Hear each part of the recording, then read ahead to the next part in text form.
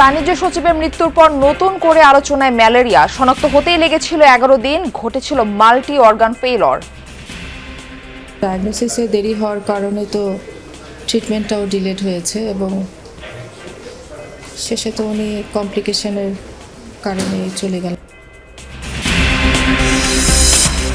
কমছে ইনাহামের প্রকোপ, সিলেটে পেডিয়াট্রিক আইসিইউর সংকট, বিকল্প উপায় চলছে চিকিৎসা। ডাক্তার আনতে কইছে দিয়া আইসিইউ লাগবে, আইসিইউ মিলেন না তুমি তাহলে সুস্থভাবে বাড়িখানে যেতাম। তবে আমাদের হাসপাতালেও আইসিইউর মতো কোনো সেবা চালু করা যায় কিনা সেটি নিয়ে চিরাই একটি আমরা সিদ্ধান্ত নিব। হোয়াইট হাউসে ডিনার পার্টিতে গুলির শব্দ, সরিয়ে নেওয়া হলো প্রেসিডেন্ট ট্রাম্পকে, সন্দেহভাজন একজন আটক।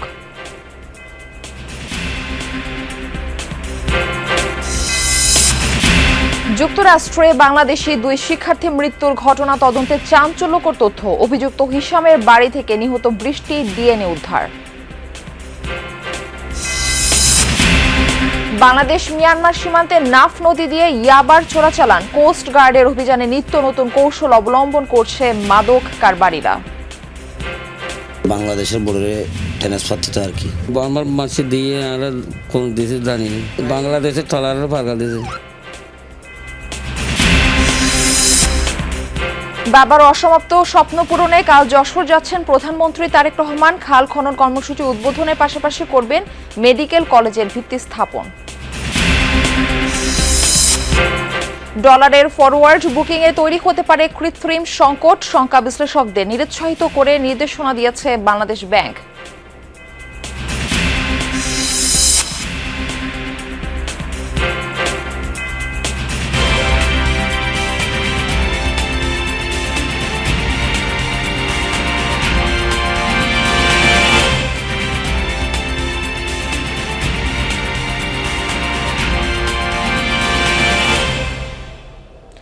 আমন্ত্রণ জানাচ্ছি যমুনা নিউজে, আপনাদের সঙ্গে থাকছি আমি মারফি রহমান। এতক্ষণ শিরোনাম দেখছিলেন। যেরকমটা শিরোনামে বলছিলাম, দেরিতে ম্যালেরিয়া শনাক্ত হওয়ায় মৃত্যু হয়েছে সাবেক বাণিজ্য সচিব মাহবুবুর রহমানের, অভিযোগ তার পরিবারের। ততক্ষণে ভাইরাসের সংক্রমণে অকার্যকর হয়ে যায় হার্ট, কিডনি সহ শরীরের গুরুত্বপূর্ণ অঙ্গ। অবহেলার অভিযোগ তুলে পরিবারের সদস্যরা বলছেন, উপসর্গের 11 দিনের মাথায় অর্থাৎ মৃত্যুর মাত্র 2 দিন আগে ম্যালেরিয়া ধরা পড়ে মাহবুবুর রহমানের। তবে ম্যালেরিয়া প্রবণ এলাকা থেকে ফিরে জ্বর হলে দ্রুত পরীক্ষা বা 24 ঘন্টার মধ্যেই ম্যালেরিয়ার ওষুধ খেতে হয়। হাসান প্রতিবেদন। আফ্রিকার দেশ ক্যামেরুনের সরকারি সফর শেষে বাংলাদেশের প্রতিনিধি দলের সঙ্গে গত 31শে মার্চ দেশে ফেরেন বাণিজ্য সচিব মাহবুবুর রহমান। দেশে ফেরার 3 দিন পর থেকে দুর্বলতা অনুভব করেন বাণিজ্য সচিব। 10 এপ্রিল তীব্র জ্বর দেখা দিলে চিকিৎসক দেখিয়ে ডেঙ্গু সহ আরও কয়েক ধরনের পরীক্ষায় শনাক্ত হয়নি কোনো রোগ। একসময় প্লাটিলেট নেমে যায় 30,000-এ। আপনারা কি ট্রাভেল হিস্ট্রি বিষয়ে কোনো কিছু বলেছিলেন? না, আমরা কিছু বলিনি, কারণ ওনারা তো সবই জানেন। যারা এসেছিলেন ওনারা রেগুলার প্রত্যেক সপ্তাহে সচিব সাহেবের ব্লাড টেস্ট, ব্লাড প্রেশার এগুলো সবই চেক করতেন, তারাই এসেছিলেন। 13 এপ্রিল মাহবুবুর রহমানকে রাজধানীর স্কয়ার হাসপাতালে ভর্তির পর ম্যালেরিয়া ছাড়া নানা ধরনের পরীক্ষা করা হয়। অবশেষে 2 দিন পর টেস্টে ধরা পড়ে ম্যালেরিয়া। দেয়া হয় প্রথম ডোজ ইনজেকশন। তারপরও অবস্থার অবনতি হতেই থাকে।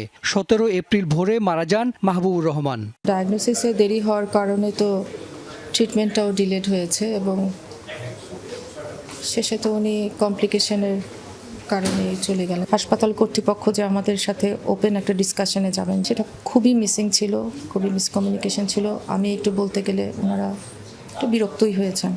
তবে স্কয়ার হাসপাতাল বলছে, দেরিতে ম্যালেরিয়া শনাক্তে তাদের কোনো দায় নেই। এ নিয়ে ক্যামেরায় কথা বলতে চায়নি তারা। ম্যালেরিয়া প্রবণ এলাকা থেকে ফিরে জ্বর হলে দ্রুত পরীক্ষা বা 24 ঘন্টার মধ্যেই ম্যালেরিয়ার ওষুধ খেতে হয়।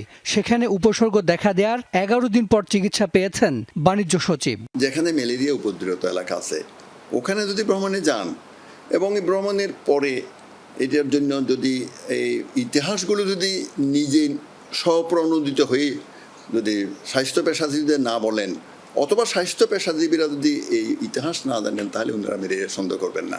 নিয়মে হচ্ছে জ্বর আসলে 24 ঘন্টার মধ্যে ম্যালেরিয়া টেস্ট করবে। এদিকে বাণিজ্য সচিবের মৃত্যুতে স্কয়ার হাসপাতালকে ডেথ রিভিউর জন্য চিঠি দিয়েছে স্বাস্থ্য অধিদপ্তর। এই প্রশ্নের সঠিক জবাবের জন্য হয়তো আমরা ওখানে পাবো এবং আমরা যদি রিভিউ রিপোর্ট পাই এটা আমরা আপনার সঙ্গে শেয়ার করবো। ডেথ রিভিউর নিয়ম হচ্ছে প্রত্যেক হাসপাতালে একটা ডেথ রিভিউ কমিটি থাকবে, ওরা প্রথম রিভিউটা করবে, এটাই রুলস আর কি। আমরা সন্তুষ্ট না হলে আমরা বাইরে থেকে কমিটি করবো। বাংলাদেশে শুধু পার্বত্য এলাকায় ম্যালেরিয়ার প্রকোপ আছে। প্রতি বছর রোগী পাওয়া যায় 10,000-এর মতো, মারা যান গড়ে 10 থেকে 15 জন। হাসান মিসবাহ, যমুনা নিউজ, ঢাকা। সিলেটে ক্রমেই বাড়ছে হামের প্রকোপ, হাসপাতালে বাড়ছে আশঙ্কাজনক রোগীদের হার ও মৃত্যু। ইতোমধ্যে পরিপূর্ণ হয়ে গেছে পেডিয়াট্রিক আইসিইউ, ফলে ধীরে ধীরে তৈরি হচ্ছে আইসিইউ সংকট। বিকল্প উপায়ে চিকিৎসার ব্যবস্থা করছেন সংশ্লিষ্টরা। 3 মাস বয়সী শিশু আয়ান হাসপাতালের শয্যায় মায়ের কোলে শুয়ে লড়াই করছে হামের সাথে। শারীরিক অবস্থার অবনতি হওয়ায় প্রয়োজন আইসিইউর, তবে কোথাও আইসিইউ বেড না পেয়ে এমন আকুতি স্বজনদের। ডাক্তার আনতে কইছে দিয়া আইসিইউ লাগবে, আইসিইউ মিলেন না, বিদায় দেখেন 2টা অক্সিজেন লাগাইছে 2 মুখায়। নাতিও তাহলে সুস্থভাবে বাড়িখানে যেতাম, ও তার টাইম সরকারের টাইমে আবেদন, আর কোনো আবেদন নাই। শুধু আয়ান নয়, সিলেটে হাম রোগীদের জন্য নির্ধারিত শহীদ শামসুদ্দিন আহমদ হাসপাতালে আরও বেশ কয়েকজন রোগীর অবস্থাই আশঙ্কাজনক। তবে হাম আক্রান্ত শিশুদের জন্য উসমানী মেডিকেলের পেডিয়াট্রিক আইসিইউ এরই মধ্যে রোগীতে পরিপূর্ণ, ফলে বিকল্প চিকিৎসা ব্যবস্থার চেষ্টা করছেন সংশ্লিষ্টরা। আইসিইউতে পাঠানোর আগে কোনো ম্যানেজমেন্ট বা করা যায় কিনা সে ব্যাপারেও আমাদের চিন্তাভাবনা আছে। আজকে আমরা সবাই মিলে মিটিংয়ে বসেছি। আমরা আসলে ভবিষ্যতে এরকম কোনো সংকট আসলে কিভাবে আমাদের হাসপাতালেও আইসিইউর মতো কোনো সেবা চালু করা যায় কিনা সেটি নিয়ে চিরেই একটি আমরা সিদ্ধান্ত নিব।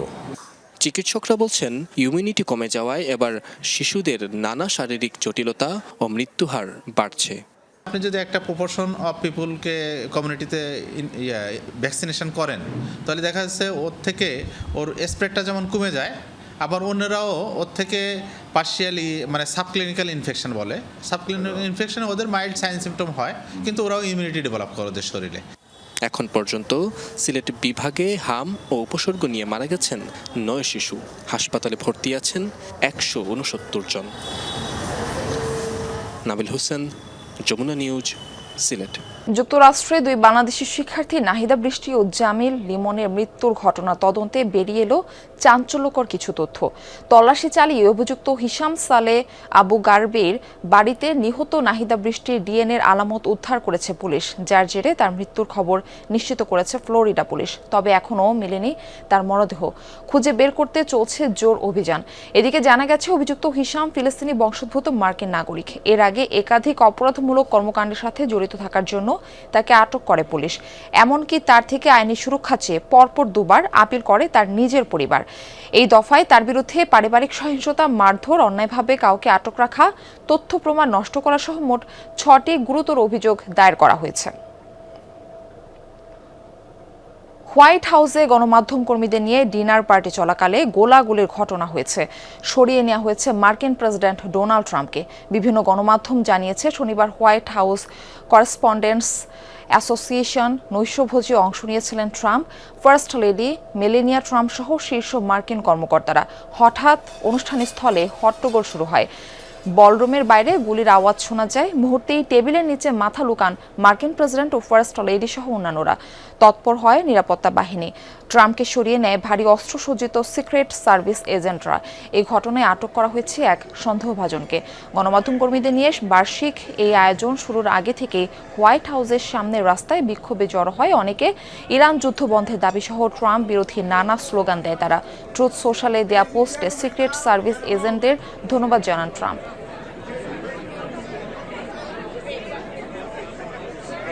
এ বিষয়ে আরো বিস্তারিত করে জানাতে যুক্তরাষ্ট্র থেকে আমাদের সঙ্গে যুক্ত হচ্ছেন সহকর্মী ইকবাল ফেরদৌস। ইকবাল, হোয়াইট হাউসের মতো সর্বোচ্চ সুরক্ষিত একটি জায়গায় এমন গোলাগুলির খবর, কারা এই ঘটনার সাথে জড়িত থাকতে পারে, কিছু জানতে পেরেছেন কিনা? মার্ফি, আপনাকে ধন্যবাদ আমাকে যুক্ত করার জন্য। It's too early to say কারা এটার সাথে জড়িত, তবে আজকে white house correspondent association dinner, যেটি প্রতি বছরেই হয়ে থাকে, তো আজকে এটা প্রায় এখান মানে আমেরিকার টাইম 8:30টার দিকে শুরু হয়েছিল। অনুষ্ঠান চলাকালীন সময়ে এই অনুষ্ঠানে প্রেসিডেন্ট ডোনাল্ড ট্রাম্প এবং ফার্স্ট লেডি মেলানিয়া ট্রাম্প দুজনেই উপস্থিত ছিলেন, এবং যুক্তরাষ্ট্রের প্রায় বেশ নামকরা অনেক সিনেটর এবং মূলধারা রাজনীতিবিদরা উপস্থিত ছিলেন, এবং মূলধারার যত গণমাধ্যম রয়েছে, মূলত হোয়াইট হাউস করেসপন্ডেন্ট অ্যাসোসিয়েশনের যে ডিনারটি, সেটি কিন্তু খুব গুরুত্বপূর্ণ একটি ডিনার। এই ডিনারকে কেন্দ্র করে যুক্তরাষ্ট্রের শুধুমাত্র হোয়াইট হাউস অ্যাসোসিয়েশনে যাদের জড়িত যারা, তারা সহ বিভিন্ন মূলধারার গণমাধ্যমের সবাই জড়িত থাকেন। তো এই যে আজকের যে অনুষ্ঠান, সেটির গত পরশু থেকেই কিন্তু প্রচুর ইরান এবং যুক্তরাষ্ট্র ইসরায়েলের যে যুদ্ধ, সেটিকে কেন্দ্র করে বেশ উত্তপ্ত পরিবেশ লক্ষ্য করা গেছে। বিভিন্ন প্রটেস্ট, যারা বিভিন্ন স্টেট থেকে ওয়াশিংটন ডিসিতে এই যুদ্ধের বিরুদ্ধে প্রটেস্ট করার জন্য অনেক লোকজন জড়ো হয়েছিলেন। তো আজকে যখন শুরু হয় অনুষ্ঠানটি, তখন যে বলরুমের বাইরে হট্টগোল শুরু হওয়াতেই সিক্রেট সার্ভিসের লোকজন ডোনাল্ড ট্রাম্পকে অনুষ্ঠান স্থলে, যেখানে উনি এবং ওনার স্ত্রী ছিলেন, তাদেরকে সিক্রেট সার্ভিসের লোকজন সরিয়ে নিয়ে যান, এবং যিনি ওপেন ফায়ার করেছেন উনাকে সিক্রেট সার্ভিসের লোকজন সাথে সাথে আটক করে নিয়ে যায়। মূলত এই অনুষ্ঠানে উপস্থিত আপনার কাছে আমরা আরেকটা বর্তমান যে চাঞ্চল্যকর একটা ইস্যু ঘটছে তার বিষয়ে আমরা জানতে চাই। যে দুইজন বাংলাদেশি শিক্ষার্থী, প্রবাসী বাংলাদেশি শিক্ষার্থী নিহত হয়েছে, এই ঘটনায় বাংলাদেশি কমিউনিটির প্রতিক্রিয়া কি? তদন্ত বা বিচারের দাবিতে তাদের কোনো তৎপরতা আছে কিনা, এই বিষয়টা একটু জানাবেন। জি, বাংলাদেশি যে সম্প্রতি পুরো আমেরিকার গণমাধ্যম সহ পুরো বিশ্বে এই যে বাংলাদেশি দুজন স্টুডেন্টের যে ঘটনা, সেটি কিন্তু আলোচনার জন্ম দিয়েছে। আমরা তাদের রুহের মাগফিরাত কামনা করি। বাংলাদেশি কমিউনিটিতে এই ঘটনার জের ধরে কিন্তু খুবই উদ্বেগ লক্ষ্য করা গেছে। আমাদের যেমন আমি যে স্টেটে থাকি, মিশিগান, ওয়াশিংটন এবং আপনার নিউ ইয়র্কে, বাংলাদেশি কমিউনিটিতে বিশেষ করে স্টুডেন্টদের মধ্যে এক ধরনের উদ্বেগ লক্ষ্য করা গিয়েছে, এবং অভিভাবকরা যারা এখানে ইন্টারন্যাশনাল স্টুডেন্ট আছেন, তাদের অভিভাবক যারা দেশে রয়েছেন, তারা কিন্তু খুবই, এখন আমাকে পার্সোনালি অনেকেই ফোন করে তাদের যারা আমাদের মিশিগানের যে সকল স্টুডেন্ট রয়েছেন তাদের ব্যাপারে জানতে চাচ্ছিলেন, যে মোটামুটি কমিউনিটিতে এক ধরনের উদ্বেগ, উৎকণ্ঠা এই ঘটনায় জন্ম দিয়েছে, এবং সবারই একটাই দাবি যেন এই যে হত্যা, যিনি এখনো বলা যাচ্ছে না যে করেছে হত্যা, তার যেন সুষ্ঠু তদন্তের সাপেক্ষে তার বিচার নিশ্চিত করছেন, এবং ভবিষ্যতে যাতে এই ধরনের কোনো ঘটনা না হয়, সেই ঘটনা না হওয়ার জন্য সচেতনতা বৃদ্ধি, এবং তাদেরকে যারা এই ঘটনা ঘটিয়েছে বা তাদেরকে যেন সঠিক শাস্তি দেওয়া হয়। ইকবাল, ধন্যবাদ জানাচ্ছি যুক্ত হবার জন্য। যুক্তরাষ্ট্রের কোনো রকম চাপ কিংবা হুমকির মুখে নতি স্বীকার করে আলোচনা টেবিলে বসবে না ইরান। ফোনালাপে পাকিস্তানের প্রধানমন্ত্রী শেহবাজ শরীফকে এই তথ্য জানিয়েছেন ইরানের প্রেসিডেন্ট মাসুদ পেজিশকিয়ান। এর আগে নিজেদের প্রস্তাব উত্থাপনের পর ইসলামাবাদকে ত্যাগ করেন ইরানের পররাষ্ট্রমন্ত্রী আব্বাস আরাকচি। কিছুক্ষণের মধ্যে মার্কিন প্রতিনিধিদের সফর বাতিলের ঘোষণা দেন ডোনাল্ড ট্রাম্প। তার দাবি, নিষ্ফল আলোচনায় সময় নষ্ট করতে প্রতিনিধি পাঠানোর কোনো যৌক্তিকতা নেই। নানা অনিশ্চয়তার পর দ্বিতীয় দফা শান্তি আলোচনার সময় নির্ধারণ হলেও তেহরান আগেই জানিয়ে দেয় ওয়াশিংটনের সাথে সরাসরি বসতে রাজি নয় তারা। নিজেদের শর্তগুলো নিয়েও অনড় অবস্থানে তারা। আঞ্চলিক পরিস্থিতি নিয়ে কথা বলতে ইসলামাবাদ থেকে ওমান সফরে গিয়েছেন আরাকচি। সেখান থেকে আবারও ইসলামাবাদে ফিরতে পারেন তিনি, জানিয়েছে ইরানের গণমাধ্যম।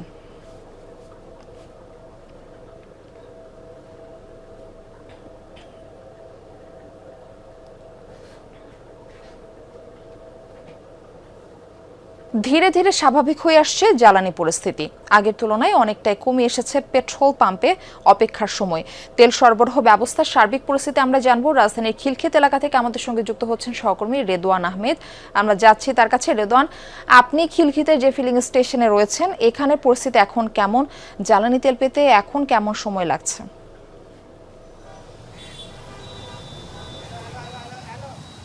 খুব বেশি সময় লাগছে না মারফি, কেননা আমরা দেখেছি বেশ কয়েকদিন ধরে যে দীর্ঘ 8 থেকে 10 ঘন্টা 12 ঘন্টা পর্যন্ত যে লাইন ছিল সেটি একেবারেই নেই। গ্রাহকরা বলছেন যে 40 থেকে 45 মিনিট লাগছে, কিছু ক্ষেত্রে সেটি আরও কম। অর্থাৎ যে একটি সময় ছিল যেখানে আসলে দীর্ঘ সারি ছিল একেবারে বিজয় সরণি থেকে মহাখালী বাস স্ট্যান্ড পর্যন্ত, রেলগেট পর্যন্ত যে যানজট দীর্ঘ সারি ছিল সেটি কিন্তু এখন একেবারেই নেই। যানবাহনের অল্প কিছু লাইন রয়েছে, যারা আসলে সিরিয়ালে থেকে খুব অল্প সময়ের মধ্যেই জ্বালানি তেল সংগ্রহ করতে পারছেন। পাশাপাশি মোটরসাইকেলের পাশাপাশি প্রাইভেট কারের ক্ষেত্রেও কিন্তু সময়টা একটু তুলনামূলক বেশি লাগছে, তবে সেটিও আসলে সেই দীর্ঘ অপেক্ষা করতে হচ্ছে না। এবং বেশিরভাগ পাম্পে সকাল থেকে বন্ধ থাকার কারণে আসলে যেই পাম্পগুলো খোলা রয়েছে সেগুলোতে কিন্তু তুলনামূলক চাপ কিছুটা বেশি, এবং এই চাপগুলো সামাল দেওয়ার জন্যই কিন্তু তারা মূলত সিরিয়াল মেনটেন করে আসছেন। এবং আরেকটি বিষয় হচ্ছে যে যাদের কাছে ফুয়েল পাস রয়েছে তারা খুব সহজে তেল নিতে পারছেন, এবং প্রতিটি পাম্পেই কিন্তু আমরা দেখেছি যে রেশনিং পদ্ধতি, অর্থাৎ ফুয়েল পাস থাকলে 1400 টাকার এবং ফুয়েল পাস না থাকলে 500 কিংবা 600 টাকার যে তেল দেওয়া হচ্ছে সেটি কিন্তু এখনও চলমান। এবং গ্রাহকরা বলছেন যে এইরকম যদি পরিস্থিতি থাকে তাহলে আসলে সেই লম্বা দীর্ঘ সারিতে তাদের আর দাঁড়াতে হবে না, তার জন্য তারা বেশ স্বস্তি প্রকাশ করছেন। এবং যারা পাম্পের মালিকরা বলছেন তারা বলছেন যে তুলনামূলক আগের চেয়ে চাহিদা কিছুটা কমেছে, তবে এখনও কিন্তু সরবরাহ এরকমভাবে তারা পাচ্ছেন না। অর্থাৎ যেই পরিমাণ তেলের চাহিদা এখনও রয়েছে রাজধানীতে, সেই পরিমাণ যদি সরবরাহ করা হতো তাহলে হয়তো আর কোনো লাইনই থাকতো না বলে তারা দাবি করছেন। পাশাপাশি ফুয়েল পাস হওয়াতে কিন্তু অনেকে বলছেন যে আরও সহজে তেলটি সংগ্রহ করতে পারছেন, কেননা যারা আসলে লাইসেন্স ছাড়া কিংবা যাদের প্রয়োজনীয় কাগজপত্র নেই তারা যেহেতু লাইনে নেই, সুতরাং ভোগান্তি কিছুটা কমেছে বলে তারা বলছেন এখন পর্যন্ত। মারফি। রেদওয়ান, আপনাকে ধন্যবাদ জানাচ্ছি যুক্ত হবার জন্য। জ্বালানি তেলের সরবরাহ পরিস্থিতি জানাতে সাতক্ষীরা থেকে আমাদের সঙ্গে যুক্ত আছেন আমাদের আরেক সহকর্মী আকরামুল ইসলাম। আকরাম, সাতক্ষীরার কি অবস্থা দেখছেন? গ্রাহকরা তাদের চাহিদা অনুযায়ী তেল পাচ্ছেন কিনা? মারফি, আমি যেখানে রয়েছি শহরের নিউ মার্কেট এলাকায় এবি খান ফিলিং স্টেশন। এবি খান ফিলিং স্টেশনটি কিন্তু পুরোপুরি বন্ধ রয়েছে, এখানে আজ তেল সরবরাহ হচ্ছে না। এবং খোঁজ খবর নিয়ে আমরা সাতটি উপজেলায় যেটি জেনেছি 29টা যে ফিলিং স্টেশন রয়েছে তার অধিকাংশ ফিলিং স্টেশন কিন্তু বন্ধ রয়েছে। এবং যে সকল যে কয়েকটি ফিলিং স্টেশনে হাতে কোনো তেল দেওয়া হচ্ছে সেখানে কিন্তু গ্রাহকদের লাইন রয়েছে। তবে ইতিপূর্বে যে হাজার হাজার গ্রাহকদের যে লাইনটি আমরা এর আগে দেখেছি সেটির তুলনামূলক কমে এসেছে। এবং যে তেল আজকে যেখানে সরবরাহ করা হচ্ছে না, পাম্প কর্তৃপক্ষ আমাদেরকে যেটি বলছেন যে তারা ডিপো থেকে তেল আনার পর মূলত তেল সরবরাহ করবেন। বর্তমানে তাদের ফিলিং স্টেশনে তেল নেই, এবং আপনি দেখছেন যে তেল নেয়ার জন্য যে গ্রাহকদের একটি লাইন এরই মধ্যে রয়েছে, এখানে কিন্তু শতাধিক বাইকাররা অপেক্ষা করছেন তেল নেয়ার জন্য। কিন্তু এই যে ফিলিং স্টেশনটি তারা কিন্তু আজকে তেল সরবরাহ করবেন না, গ্রাহকদের এরই মধ্যে জানিয়ে দিয়েছেন। তারপরও গ্রাহকরা অপেক্ষা করছেন। সব মিলিয়ে যে তেলের যে পরিস্থিতি, অস্থিতিশীল যে পরিস্থিতি ছিল সেটির যে নিরসন হয়েছে সাতক্ষীরায় সেটি বলা যাবে না। তবে যে এর আগে দাম বাড়ার আগে যে ভোগান্তি বা হয়রানি শিকার হতে হচ্ছিল তেল পেতে, সেটির একটু কমে এসেছে। এবং গ্রাহকদেরও যে অভিযোগটা রয়েছে ব্যক্তি পর্যায়ে তেল মজুত করার কারণে এই পরিস্থিতির সৃষ্টি হয়েছে। মারপি। আকরাম, ধন্যবাদ যুক্ত হবার জন্য। বাংলাদেশ মিয়ানমার সীমান্তের গুরুত্বপূর্ণ জলপথ নাফ নদী। একদিকে ভূ রাজনৈতিক সংবেদনশীলতা, অন্যদিকে মাদক ও মানব পাচারের অন্ধকার জাল।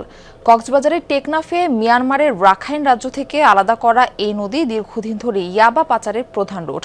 তবে সম্প্রতি কোস্ট গার্ডের টানা অভিযানে চিত্র বদলাতে শুরু করেছে। উদ্ধার হচ্ছে বিপুল পরিমাণ মাদক, গ্রেফতার করা হচ্ছে পাচারকারীদের। তবুও থেমে নেই চোরাচালান। এখন তারা নতুন কৌশলে গভীর সমুদ্র পথ বেছে নিচ্ছে। সীমান্তের বাস্তবতা নিয়ে রানা হোসেনের তোলা ছবিতে রাব্বি সিদ্দিকীর বিশেষ প্রতিবেদন। বাংলাদেশ ও মিয়ানমারের সীমান্তবর্তী নাফ নদী টেকনাফ উপজেলাকে আলাদা করেছে রাখাইন রাজ্য থেকে। রোহিঙ্গা সংকটের পাশাপাশি আন্তঃসীমান্ত অপরাধ, বিশেষ করে মাদক ও মানব পাচার দমনে এই নদীর কৌশলগত গুরুত্ব অপরিসীম।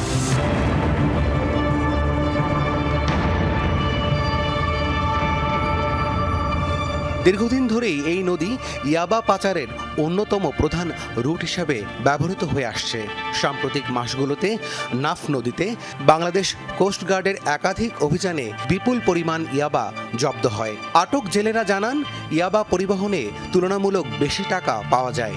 আইন শৃঙ্খলা বাহিনীর চোখ ফাঁকি দিতেই মাছ ধরার ট্রলারের ব্যবহার। ইয়াবার বড় বড় চালান আটকে দিচ্ছে কোস্টগার্ড। প্রায় প্রতিদিনই নাফ নদীতে কোস্টগার্ডের টহল চলছে, কিন্তু এই জেলেরা মাছ ধরার ট্রলারে করে ইয়াবা আনার চেষ্টা করছে। স্থানীয় অনেক জেলে এই কাজে জড়িত, চক্রের সাথে সম্পৃক্ত কিছু রোহিঙ্গাও। অনেক সময় ট্রলারে থাকা পণ্যের বিনিময়ে মাদক সংগ্রহ করা হয়। এই ইয়াবাগুলো কাকে দিতেন, কারা আপনাকে হায়ার করতেন? বাংলাদেশের বর্ডারে ট্রান্সফার দিত আর কি। আমার মাসে দিয়ে আমরা কোন দেশে জানি না, বাংলাদেশের ট্রলারের ফাঁকা দিয়েছে। কোস্টগার্ডের কর্মকর্তারা জানান, নাফ নদীতে 24 ঘন্টা টহল দেয়া হচ্ছে। বিশেষ করে শাহপরীর দ্বীপ, টেকনাফ মোহনায় স্মার্ট পেট্রোলিং এবং অতিরিক্ত সদস্য মোতায়েন করা হয়েছে। তাদের দাবি, অভিযান জোরদার হওয়ায় পাচারকারীরা রুট পরিবর্তন করে গভীর সমুদ্র ব্যবহার করছে। মাদক পাচার রোধে আমরা 24 ঘন্টায় আমাদের নিয়মিত টহল কার্যক্রমগুলো জোরদার করে আসছি এবং এছাড়াও আমরা আমাদের আধুনিক প্রযুক্তি ব্যবহার এবং গোয়েন্দা নজরদারি বৃদ্ধি করছি এবং সন্দেহভাজন যে নৌযানসমূহ আছে সেগুলো আমরা নিয়মিত তল্লাশি করে আসছি। আপনারা দেখতে পাচ্ছেন যে আমাদের এই সম্পূর্ণ এরিয়াটাই আমরা 24 ঘন্টা টহল কার্যক্রমের আওতাধীন আছে এবং পাশাপাশি যদি আমরা আমাদের প্রয়োজন পড়ে আমরা অন্যান্য যে আইন শৃঙ্খলা বাহিনী আছে তাদের সাথে যৌথ সমন্বয়ের মাধ্যমে যৌথ অভিযান পরিচালনা করে আসছি। কোস্টগার্ডের নিয়মিত অভিযানে গত 1 বছরে প্রায় 50 লাখ পিস ইয়াবা উদ্ধার হয়েছে, যার বাজার মূল্য প্রায় 285 কোটি টাকা।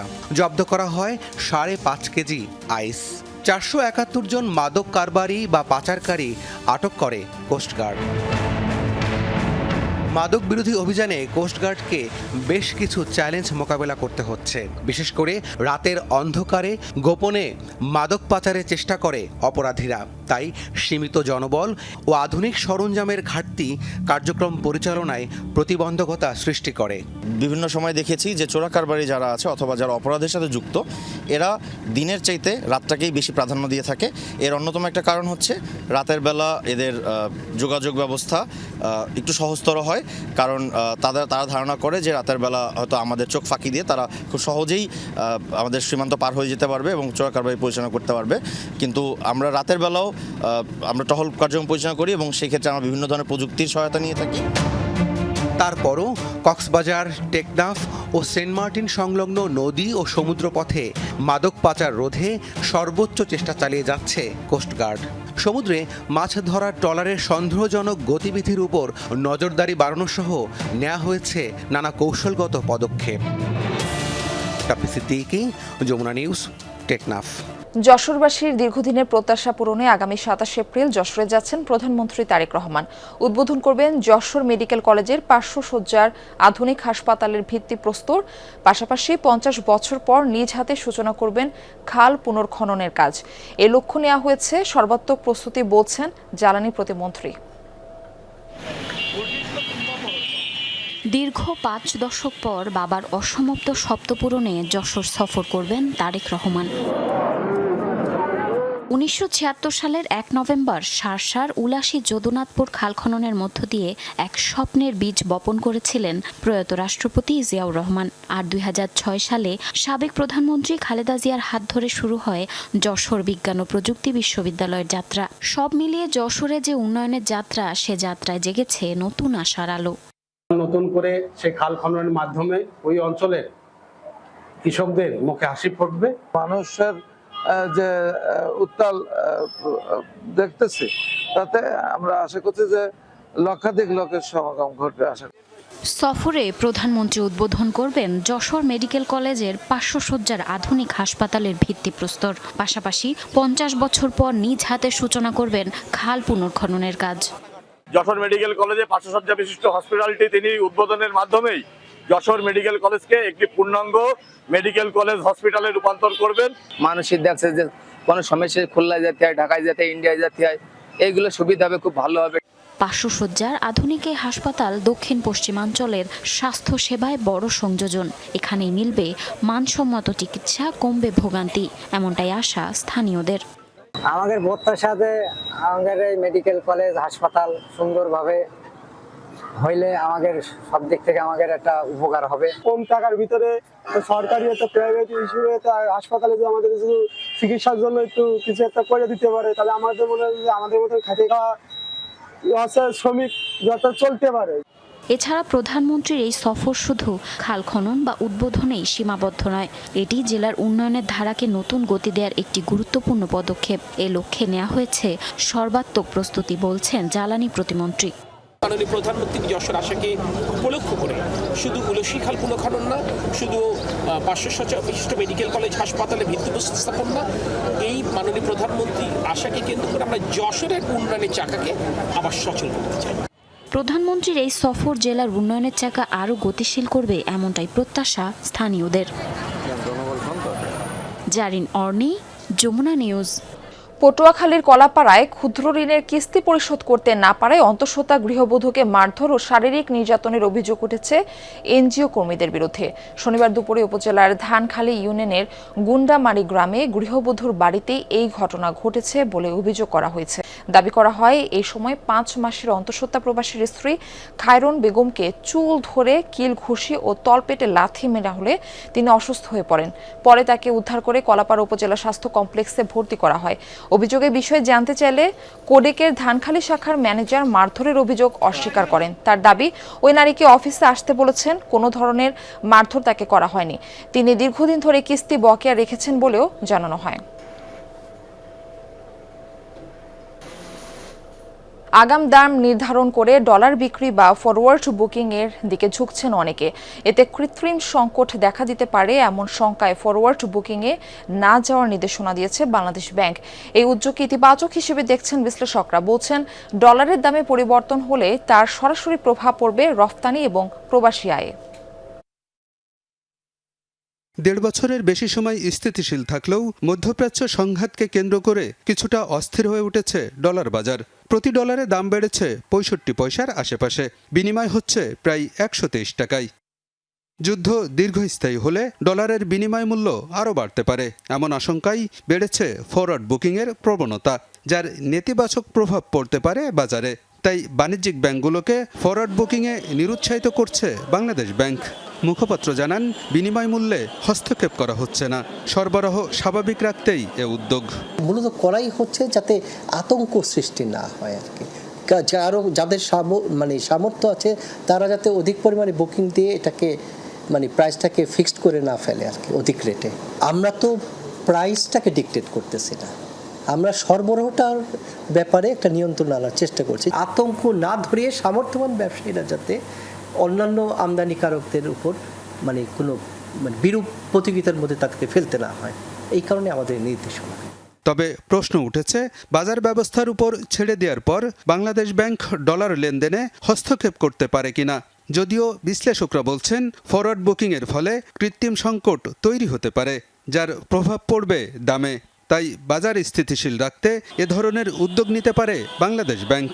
প্রচুর ফরওয়ার্ড যখন বুকিংগুলো দেবেন, তখন ভবিষ্যতে কিন্তু এক ধরনের নতুন ডিমান্ড ক্রিয়েট হবে এবং এগুলো মার্কেটকে আর এক ধরনের স্ট্যাবিলিটির দিকে নিয়ে যেতে পারে। তো এই যে আপনি একটা হলো ক্লায়েন্টকে আপনি কশাস করে দিলেন, আর একটা হলো মার্কেটকেও আবার স্ট্যাবল করতে হবে, সেটাও সেন্ট্রাল ব্যাংক এই সিগন্যালটা দিল যাতে ডিমান্ড সাপ্লাইয়ের ক্ষেত্রে ম্যাচিংটাকে তারা ভালো করে মনিটর করতে পারে। যখনই এ ধরনের কোনো অনিশ্চয়তা বা ফিউচারে কোনো প্রবলেম, এই জিনিসটা দেখবেন, মার্কেটকে এই সিগন্যালটা দেওয়ার দায়িত্ব কিন্তু সেন্ট্রাল ব্যাংকের। ফরওয়ার্ড বুকিং হলে কি হবে, সবাই ম্যাচুরিটিটা অলমোস্ট একটা ইয়েতে হবে, কনসেন্ট্রেশন হবে। এখন হয়তো খুব আমি ইয়েতে পেয়ে গেলাম, কিন্তু একটা সময় গিয়ে কিন্তু ওইটা আবার স্পাইক হবে। তো এখন যেহেতু আমাদের লিকুইড সিচুয়েশন, আমাদের more than 5 months import balance is there, আমাদের 35.01 গ্রস আমার রিজার্ভ চলছে এবং দ্যাট ইজ কন্টিনিউয়াসলি ইনক্রিজিং। এই মুহূর্তে আসলে ফরওয়ার্ড বুকিংয়ের ইয়েটা বাংলাদেশ ব্যাংক যে সিদ্ধান্ত নিয়েছে, এটা সঠিক সিদ্ধান্ত নিয়েছে বলে আমি মনে করি। কারসাজির মাধ্যমে ডলার বাজারকে অস্থির করার চেষ্টা করা হলে কঠোর ব্যবস্থা নেওয়া হবে বলে জানিয়েছে বাংলাদেশ ব্যাংক। আলমগীর হোসেন, যমুনা নিউজ, ঢাকা।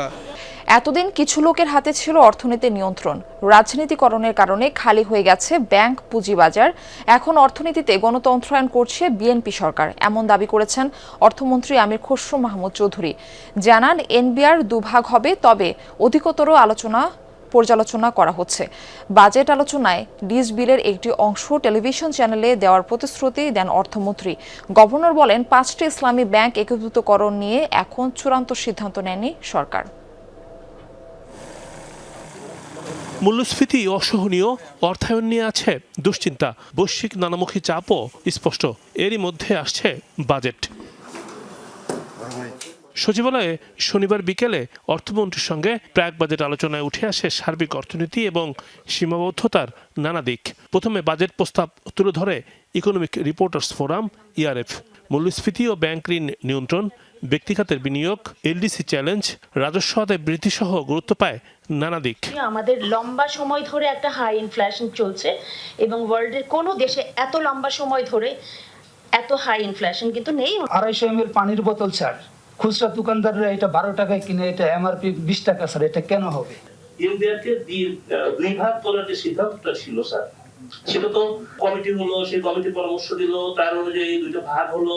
সে ভাগটা স্যার আবার মনে হয় একটা দরজা বন্ধ হওয়ার মতো অবস্থা স্যার। ক্ষমতায় এসে সরকার টাকা ছাপায়নি বলে স্পষ্ট করেন বাংলাদেশ ব্যাংক গভর্নর। জানান, 5টি ব্যাংক একীভূতকরণ নিয়ে এখনো চূড়ান্ত সিদ্ধান্ত হয়নি। রাজস্ব খাতের নানা দিক নিয়ে কথা বলেন এনবিআর চেয়ারম্যান। তো গত বছর আমরা যেটা করেছি, 3 লাখ পর্যন্ত যাদের ব্যালেন্স থাকবে তাদের আবগারি শুল্ক হবে না।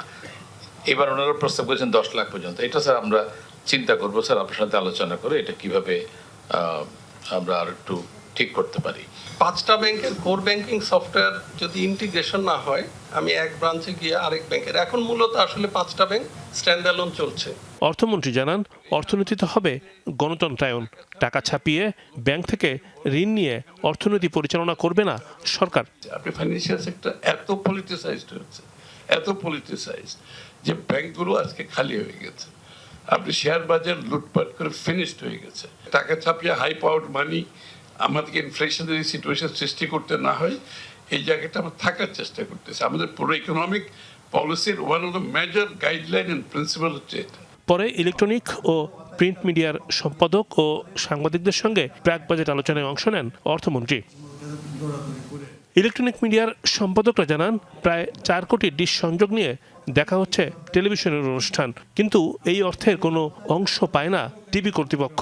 সাংবাদিকরা বিজ্ঞাপনের রেট বৃদ্ধি, লেখক ও শিল্পীদের সম্মানী থেকে উৎসে কর্তন বন্ধের দাবি জানান। কেবল টেলিভিশনের কানেকশন আছে বাংলাদেশে 3.8 কোটি। বাংলাদেশে যতগুলো 30টা বেশি টেলিভিশন আছে, তারা একটা পয়সাও পায় না। সেটটপ বক্সের মধ্যে দিয়ে এটা ডিস্ট্রিবিউশনটা হবে। সেক্ষেত্রে পরিষ্কার হিসাব আপনি মানে ডিজিটালি পেয়ে যাবেন যে মোট কানেকশনের সংখ্যা কত। তখন যতগুলি কানেকশন আপনি ততজনের কাছ থেকে, তত অপারেটরের কাছ থেকে ট্যাক্স পাবেন। এখানে গ্যাপটা থাকবে না। লেখক শিল্পীদের যে সম্মানী দেওয়া হয় সরকারি প্রতিষ্ঠান থেকে, সেটার উৎসে কর করতেন আপনারা করেন। 2000 টাকা সম্মানী পেলে সেটা 300 টাকা কেটে ফেলা হয়। গণমাধ্যমের সমস্যা সুরাহার আশ্বাস দেন অর্থমন্ত্রী। জানান, পরিস্থিতি পরিবর্তনের জন্য সময় দরকার। আমি সহানুভূতিশীল, কিন্তু এটা তো আছে কিছু সংস্কৃতি আছে, সব মিলিয়ে আমরা আলোচনা করবো। আমরা পয়েন্ট নোট করেছি এগুলো। জাতীয় সংসদে 2026-27 অর্থ বছরের বাজেট ঘোষণার সম্ভাব্য তারিখ 11 জুন। ক্যাপিটাল মার্কেটের উপর আমাদের বড় ধরনের প্রোগ্রাম আছে, একটু অপেক্ষা করেন। রিমন রহমান, যমুনা নিউজ, ঢাকা। আবারও আন্তর্জাতিক সংবাদ। গাজায় যুদ্ধের ভয়াবহতার মাঝেও এক বিরল মানবিক দৃশ্য, একসঙ্গে 150 দম্পতির গণবিবাহ। সংযুক্ত আরব আমিরাত সমর্থিত একটি মানবিক সংস্থার উদ্যোগে এই আয়োজন করা হয়। অনুষ্ঠানে ঐতিহ্যবাহী বিয়ের পোশাকে হাজির হয় বর-কনেরা। বাদ্যযন্ত্র ও লোকসঙ্গীতে মুখর হয়ে ওঠে পরিবেশ। দীর্ঘ সংঘাতের মধ্যে এই আয়োজন ফিলিস্তিনিদের জীবনের প্রতি অটুট বিশ্বাসেরই প্রতিচ্ছবি। ঐতিহ্যবাহী ফিলিস্তিনি পোশাকে সেজে কনেরা, আর স্যুটের সঙ্গে গলায় কিফায়া জড়িয়ে বরেরা হাতে হাত রেখে ধীরে ধীরে প্রবেশ করছেন বিয়ের আসরে। অতিথিদের করতালির মাঝে গড়ে উঠেছে এক অন্যরকম আবেগঘন দৃশ্য। যুদ্ধবিধ্বস্ত গাজার এবার এক ব্যতিক্রমী আয়োজন, একযোগে গণবিবাহ। সংযুক্ত আরব আমিরাত সমর্থিত মানবিক সহায়তা সংস্থা আল ফারেস আল শামিম এর অর্থায়নে আয়োজিত এই অনুষ্ঠানে একসঙ্গে বিবাহ বন্ধনে আবদ্ধ হন 150টি দম্পতি। দীর্ঘদিনের যুদ্ধ, ধ্বংস আর শোকের আবহের মধ্যেও এই আয়োজন হয়ে ওঠে জীবনের প্রতি ফিলিস্তিনিদের অদম্য ভালোবাসা ও আশার প্রতীক। যুদ্ধ, দুঃখ আর যন্ত্রণার মধ্যেও আমরা বিশ্বকে জানাতে চাই আমরা এখনো জীবনকে ভালোবাসি আর পূর্ণভাবে সুখ অনুভব করতে পারি। 2 বছরেরও বেশি সময় ধরে চলা যুদ্ধে আমরা অনেক কষ্ট আর দুর্দশার মধ্যে আছি। তবুও আমাদের আশা, এই খারাপ সময়ের পর একদিন আমরা আবার সুখের মুখ দেখব। গাজায় এই গণবিবাহ শুধু নতুন জীবনের সূচনা নয়, বরং সংকটের মাঝে কিছুটা স্বাভাবিক জীবনের স্বাদ ফিরিয়ে দেওয়ার এক প্রচেষ্টা। একই সঙ্গে অর্থনৈতিক চাপের মধ্যে থাকা পরিবারগুলোর জন্য এটি বড় সহায়তা হিসেবে দেখা হচ্ছে। আমার ছেলের বাগদান হয়েছিল আরও 4 বছর আগে। যুদ্ধে আমাদের বাড়ি ধ্বংস হয়েছে, তার বাবা ও ভাই শহীদ হয়েছেন। এই অবস্থায় এই বিয়ে আমাদের জন্য অনেক আবেগের, আর অর্থনৈতিক সংকটের কারণে এই আয়োজন আমাদের অনেক খরচও বাঁচিয়েছে। বিয়ের এই অনুষ্ঠানটি ছিল ঐতিহ্য আর সংস্কৃতির এক মহামিলন। ফিলিস্তিনি লোকসঙ্গীতের সুর আর ঐতিহ্যবাহী দাবাকে নাচে মেতে উঠেছিলেন অতিথিরা। তবে এই আবেগঘন মুহূর্তের সমান্তরালে চলছিল যুদ্ধের নিষ্ঠুরতা। এই গণ উৎসব চলার সময় গাজা জুড়ে চলছিল ইসরায়েলি হামলা, যাতে নিহত হয়েছে বেশ কয়েকজন ফিলিস্তিনি। স্বাস্থ্য মন্ত্রণালয়ের তথ্য মতে গত অক্টোবরে যুদ্ধবিরতির পর থেকে এখন পর্যন্ত ইসরায়েলি হামলায় 790 জনেরও বেশি ফিলিস্তিনি নিহত হয়েছে। অস্মিতা বিশ্বাস, যমুনা নিউজ। খেলার খবর, নিউজিল্যান্ডের বিপক্ষে নতুন পেস আক্রমণ নিয়ে মাঠে নামতে প্রস্তুত বাংলাদেশ। তবে 3 প্রাইম পেসার না থাকায় ব্ল্যাক ক্যাপদের বধে স্পিনারদের দায়িত্ব নেবার কথা বলছেন স্পিন কোচ মুশতাক আহমেদ। পরে টি-20 বিশ্বকাপ প্রায় 2.5 বছর পর তরুণদের সুযোগ দেওয়ার এটাই উপযুক্ত সময় বলছেন এই পাকিস্তানি। অনুশীলনের শেষ ভাগে সাগরিকায় একসাথে জমায়েত পুরো দল। ব্যাটার আর স্পিনাররা আছেন চিল মুডে, পেস বোলাররা সবাই করে যাচ্ছেন বল। কিন্তু ব্যাপারটা কি? উইকেট ভাঙছে, তারপরও মাথায় হাত কেন? বুঝতে সময় লাগলো কিছুক্ষণ। স্টাম্পের সামনে যে জুতো রাখা আছে সেটার মাথায় আঘাত করতে হবে, আর এটাই চ্যালেঞ্জ। উদ্দেশ্য মজার ছলে লেন্থ আর স্পট আরও পাকা করা। সেই প্রতিযোগিতায় সিনিয়রদের পেছনে ফেলে জিতেছেন প্রথমবার দলে ডাক পাওয়া আব্দুল গাফফার সাকলাইন। প্রতিযোগিতা শেষে সাকলাইনকে গ্রাউন্ডসম্যানদের হাত থেকে কিছু একটা উপহারের ব্যবস্থাও করা হয়েছিল। তবে অনুশীলন ছিল কিন্তু সিরিয়াস মুডে। নিউজিল্যান্ডের বিপক্ষে টি-20 সিরিজ শুরুর আগে শন টেইটের ক্লাসের ছাত্ররা অনেকটাই অনভিজ্ঞ। বিশ্রামে 3 হেভিওয়েট মুস্তাফিজ, তাসকিন ও নাহিদ রানা। তাদের জায়গায় এবার 20 ওভারের লড়াইয়ে দলের পেস আক্রমণের নেতা শরীফুল ও তানজিম সাকিব। তাদের সাথে আছেন প্রথমবার ডাক পাওয়া 2 পেসার আব্দুল গাফফার ও রিপন মণ্ডল। সাথে আছেন মোহাম্মদ সাইফুদ্দিন। পরবর্তী টি-20 বিশ্বকাপ প্রায় 2.5 বছর পর দল পুনর্গঠনের এটাই আদর্শ সময় বলছেন Mushtaq Ahmed. Bangladesh cricket is going with blessing of Allah. আল্লাহর রহমতে বাংলাদেশ ক্রিকেট ঠিক পথে এগোচ্ছে। টি-20 বিশ্বকাপ দূরে আছে, এখনই তরুণদের সুযোগ দিতে হবে, বেঞ্চের শক্তি বাড়িয়ে নিতে হবে। শুধু তাই নয়, টি-20 কোনো ছেলে ভালো করলে তাকে ওয়ানডের জন্য প্রস্তুত করাটা সহজ হবে। রিপন সাকলাইনদের জন্য এটা দারুণ সুযোগ। So this is a great platform for 2020 to develop a team. অনভিজ্ঞ পেস লাইন আপের কারণে নিউজিল্যান্ডের বিপক্ষে বাড়তি দায়িত্ব নিতে হবে স্পিনারদের। শেখ মেহেদি, নাসুম আহমেদ, রিশাদরা অনেক এক্সপেরিয়েন্সড। এবার শিষ্যদের সেটাই মাঠে প্রমাণ করার তাগিদ দিলেন গুরু মুশতাক। জুটিবদ্ধ হয়ে বোলারদের কাজ করতে হবে। মিডল ওভারে স্পিনারদের কাজ বেশ গুরুত্বপূর্ণ। তারা ভালো করলে ম্যাচ জেতার সুযোগ বেড়ে যায়। রান আটকানোর সাথে উইকেটও তুলে নিতে হবে। নাসুম মেহেদিরা অভিজ্ঞ, ভালো ফর্মেও আছে। এদিকে শনিবার সকালে পুরো দল নিয়ে অনুশীলন করেছে নিউজিল্যান্ড। সেশন শেষে কথা বলেছেন অভিজ্ঞ লেগ স্পিনার ইশ সোধি। তাসকিন, ফিস আর রানা না থাকায় উপকৃত হবে নিউজিল্যান্ড, অকপটে স্বীকার করেছেন এই অভিজ্ঞ স্পিনার। তবে তরুণদের সুযোগ দেবার জন্য এটাই যে বাংলাদেশের আদর্শ সময়, সেটাও মানছেন তিনি। You know, what's gone is gone, and I think this might be a good start, like a fresh start for, you know, some of the Bangladeshi players, the young guys. Hasinur Rahman, Jamuna sports, Chattogram. ঐতিহ্যবাহী Abahani club limited পরিদর্শন করেছেন যুব ও ক্রীড়া প্রতিমন্ত্রী আমিনুল হক। দেশের ক্রীড়াঙ্গনকে যে কোনো ধরনের রাজনৈতিক প্রভাব ও দলীয়করণ থেকে মুক্ত রাখার ঘোষণা দেন তিনি। শনিবার পরিদর্শন শেষে প্রতিমন্ত্রী বলেন, ক্লাবগুলোকে সম্পূর্ণ স্বাধীনভাবে কার্যক্রম পরিচালনার পরিবেশ নিশ্চিত করতে কাজ করছে বর্তমান সরকার। আবাহনী ক্লাবের ম্যানেজমেন্ট নতুনভাবে সাজানোর মাধ্যমে ফুটবল, ক্রিকেট সহ অন্যান্য খেলায় ক্লাবটির হারানো গৌরব ফিরিয়ে আনার আশাবাদ ব্যক্ত করেন তিনি। এ সময় উপস্থিত ছিলেন বিসিবি সভাপতি তামিম ইকবাল, বাংলাদেশ অলিম্পিক অ্যাসোসিয়েশনের সাবেক সহসভাপতি শেখ বশির আহমেদ মামুন, মোহামেডান স্পোর্টিং ক্লাবের ডিরেক্টর ইনচার্জ লোকমান হোসেন ভূঁইয়া এবং বিসিবির অ্যাডহক কমিটির সদস্য ফাহিম সিনহা সহ বিভিন্ন ক্রীড়া ব্যক্তিত্ব। আবাহনী ক্লাব বাংলাদেশের একটি ঐতিহ্যবাহী একটি ক্লাব এবং বাংলাদেশের মোহামেডান আবাহনীর যে দৌরাত্ম্য সেটা আমরা স্বাধীনতার পর থেকেই এবং আমাদের জন্মের পর থেকেই কিন্তু আমরা সেই বিষয়গুলো দেখে আসছি। সো দীর্ঘ 17 বছরে আসলে বিভিন্ন কারণে আপনার আবাহনী ক্লাবকে যেভাবে মানে রাজনৈতিক একটি ট্যাগ দিয়ে ব্যবহার করা হয়েছে, আমরা সেই 17 বছরের ইতিহাসে আমরা ফিরে যেতে চাই না। আমরা চাই যে আগামীতে আবাহনী ক্লাব এবং বাংলাদেশের অন্যান্য ক্লাবগুলো পলিটিক্সের বাইরে গিয়ে, কোনো রাজনৈতিকরণের বাইরে গিয়ে তারা স্বাধীনভাবে পরিচালিত হবে।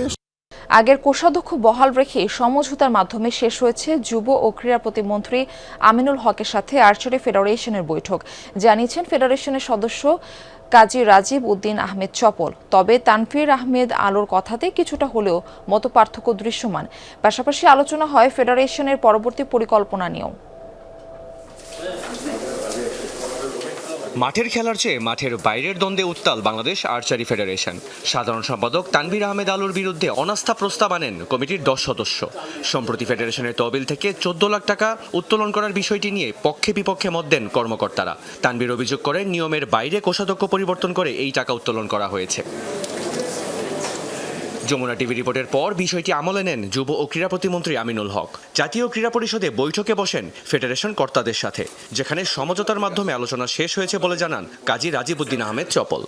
যতটুকু আপনারা শুনেছেন, এটা বয়সের গুণে বলেন আর যাই বলেন, অভিজ্ঞতার অভাবে বলেন, সেক্রেটারি সাহেব মুখ ফসকে বলে ফেলছেন। আজকে যখন হিসাবপত্র আমরা মন্ত্রী মহোদয়কে বিলে দিয়েছি যে কী কী কারণে আমরা টাকাগুলো তুলেছি, আর প্রজ্ঞাপন অনুযায়ী যেজন ট্রেজারার আছেন উনিই থাকবেন। এটা আসলে একটা ভুল তথ্য গিয়েছে। এটার জন্য আমরা ফেডারেশনের পক্ষ থেকে আমি অ্যাপোলজি চাচ্ছি, ক্ষমা চাচ্ছি। এটা সেক্রেটারি সাহেবের পক্ষ থেকে আমি ক্ষমা চাচ্ছি।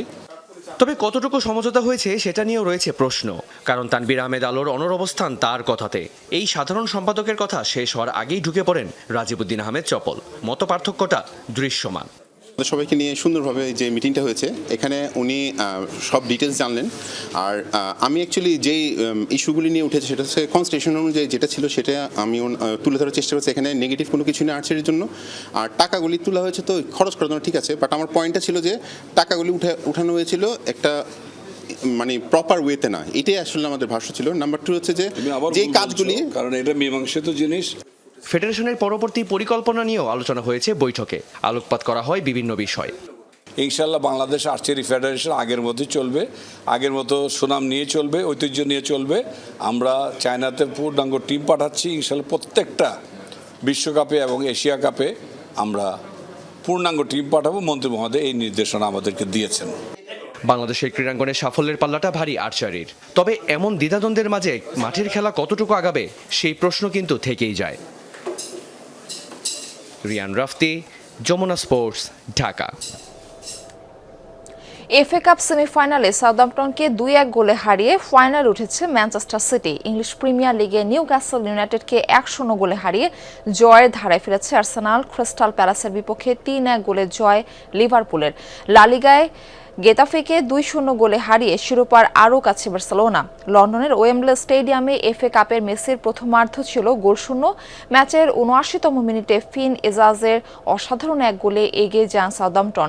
82 মিনিটে ম্যানচেস্টার সিটির হয়ে সমতায় ফেরান জেরেমি ডোকু ও 5 মিনিট পর ব্যবধান গড়ে দেন নিকো গন্ডালেস। ইপিএলে ম্যাচের 9 মিনিটেই এর দারুণ এক গোলে নিউক্যাসল ইউনাইটেডকে 1-0 ব্যবধানে হারিয়ে আবারও পয়েন্ট টেবিলের শীর্ষে ফিরেছে সিটির চেয়ে এক ম্যাচ বেশি খেলা আর্সেনাল। এদিকে লা লিগায় শীর্ষস্থান আরও সুসংহত করেছে বার্সেলোনা। ম্যাচের দুই অর্ধে ফেরমিন লোপেজ ও মার্কাস রাশফোর্ডের গোলে বার্সার জয়, 2-0 গোলে রিয়ালের চেয়ে তাদের পয়েন্ট ব্যবধান 11। এই ছিল যমুনা নিউজে। এতক্ষণ সাথে থাকার জন্য সবাইকে ধন্যবাদ।